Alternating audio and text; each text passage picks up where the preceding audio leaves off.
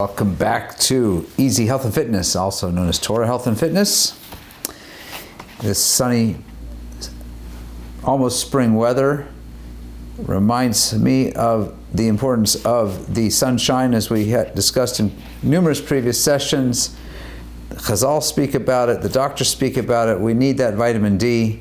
Probably I'm not getting enough, even if I go outside in the sun, and I probably should supplement vitamin D. It's very simple, very cheap, very easy.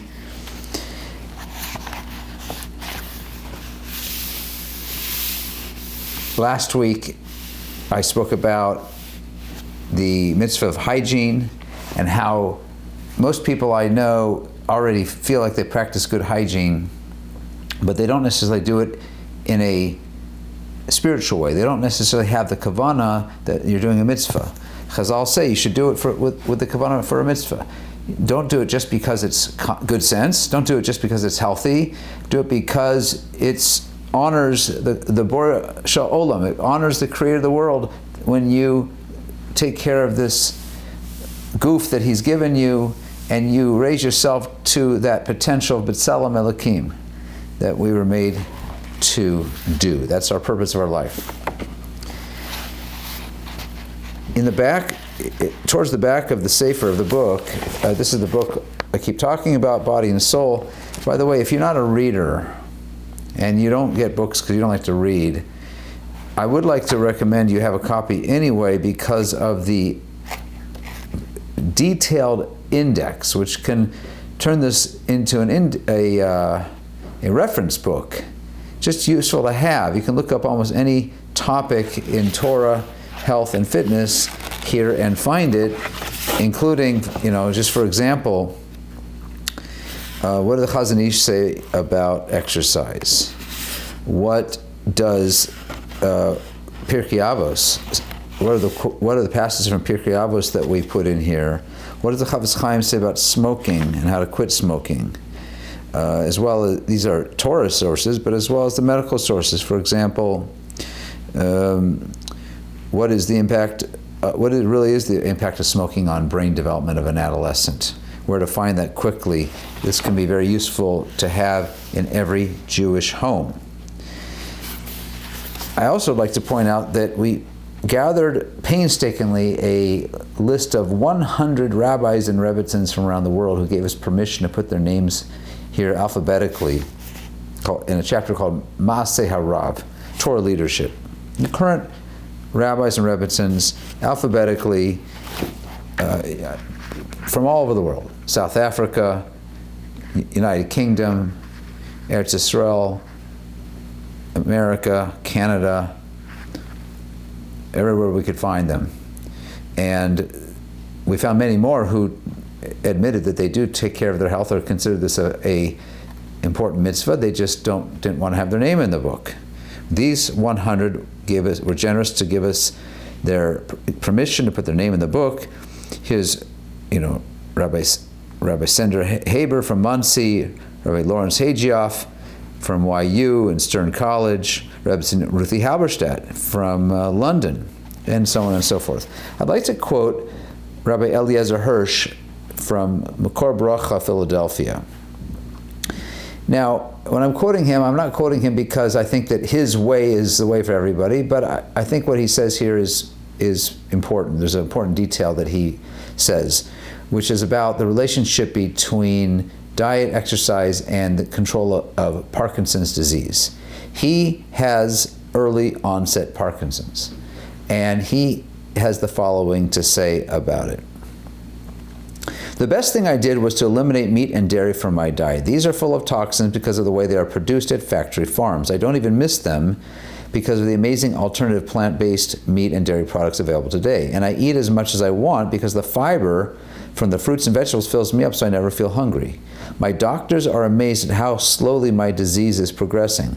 Some days I don't even need medication, and I'm 9 years into young onset Parkinson's. It's almost unheard of. I'm certain it's because of my diet and exercise programs I incorporated into my lifestyle after I was diagnosed. I wish I could yell this from the rooftops, but most people are not ready to hear it, especially in the Froom Welt. Now, I'm just going to comment on that.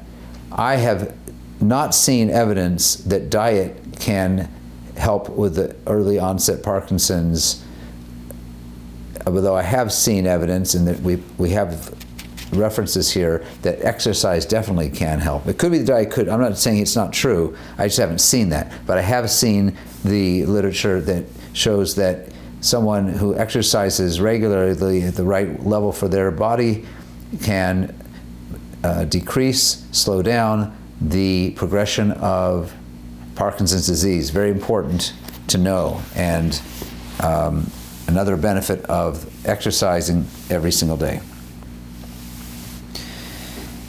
Continuing last week's theme that I mentioned earlier in this broadcast today of hygiene. Well, I'm not going to talk about hygiene now. I'm going to talk about another common health trap that people don't do well enough of. Just like many people don't floss their teeth properly and are putting themselves at risk not only for gum disease, but actually arthritis and Alzheimer's. Yes, check out the evidence right here, page 258. What about this issue of hearing loss? Many older people suffer hearing loss. Where does that come from? It says in the Mishnah Kedushin, Chaf Daled Amud Beis, if someone makes a loud sound into another person's ear and harms his hearing, he is exempt, patur.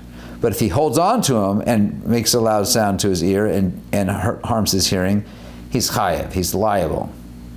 What does that mean, he's exempt? So the Shulchan Aruch flushes this out a bit. Choshen Mishpat says, one who shouts into one's ear and deafens him is exempt from human justice, but nonetheless guilty in heavenly justice. If he seized him and blasted into his ear and deafened him, or struck him on the ear and deafened him, he must pay him full damages. Do you hear what the halacha, what the rabbis are saying? Harming someone's hearing is a very grave matter and makes one liable for divine punishment. That's a bad thing, even without striking them. Just harming their hearing. Now we know by virtue of our modern technology what sound is and how loud sounds can damage the ears. Sound, as you may know, is vibrating air. Now that air enters your ear, hits the eardrum, and causes that to vibrate like a real drum. That's why it's called the eardrum. This eardrum vibration then vibrates 3 tiny bones, the smallest bones in the human body. They, in turn, vibrate fluid in these tiny tubes. And 2 of the tubes are the size of a pencil eraser, and they contain 20,000 microscopic hairs. The pitch of the sound meaning the size of the vibrations, the frequency of the vibrations that came into your ear will affect different hairs. I mean, deeper sound, lower sounds will vibrate certain hairs, and higher pitched sounds will vibrate other hairs. And by those hairs being connected to your auditory nerve going to your brain has learned how to distinguish between them. It's quite a remarkable system. It's one of the most complex systems in the body, maybe second only to the eye. Now, what can happen is a very loud sound can damage some of those hairs. Now, if 1 or 2 of those 20,000 hairs got damaged, you wouldn't notice, but this is cumulative. It happens over many, many years. Loud sounds at simchas especially chasanas or concerts, will definitely cause hearing loss, as well as just playing music in your earphones or being around loud machinery, which is why OSHA requires companies to provide their workers who work with loud sounds with ear protections. I was at a Jewish concert a few months ago with my kids, sponsored by a local Jewish organization, where the music was so loud, I had earplugs in. I stuffed my ears and it was still painful to me. I had to go like this the whole time. Now, maybe I'm more sensitive than the average person, but when you are the Baal Simcha, when you're running the show, and it's your show, whether it's a concert or a chasana, and if you have the music on loud enough that it might be causing your one or even one of your guests hearing damage, the Torah is telling us that that's patur from damages in this world, in our based in, a human based in, but it's still chayiv in Shemayim. That's a very serious matter. One should be very, very careful. We put a table here, by the way, of sound intensity measurements, so you can get a sense of how a wedding band, a typical wedding band, compares to other loud sounds. It's significantly louder than even a revving motorcycle. An average wedding band is louder than a revving motorcycle, and a loud wedding band can be louder than a machine gun at close range. It's a very, very serious matter. I would like to quote from Rav Yaakov Hopper Shlita, who said the following to me, and we put this on page 261. At my daughter's wedding, I made up with the band that they would play the music at low volume. But at the wedding, they turned it up quite loud. I went up to the band leader and reminded him that we had an agreement. He said to me, "But the kids want it louder." I told him, "We made an agreement. If you don't turn it down, I'm not going to pay you."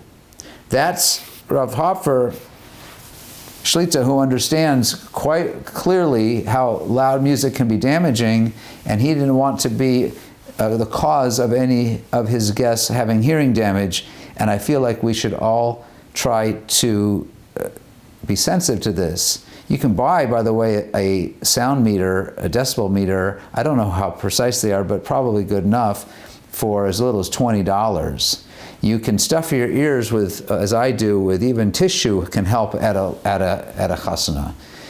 Just for your own sake, protect your ears. But if you are zocha to be Baal Simcha, which I hope you will be, many, many times, please be sensitive to this halacha and this issue, and don't be the cause of anybody's long-term hearing loss, chas v'shalom.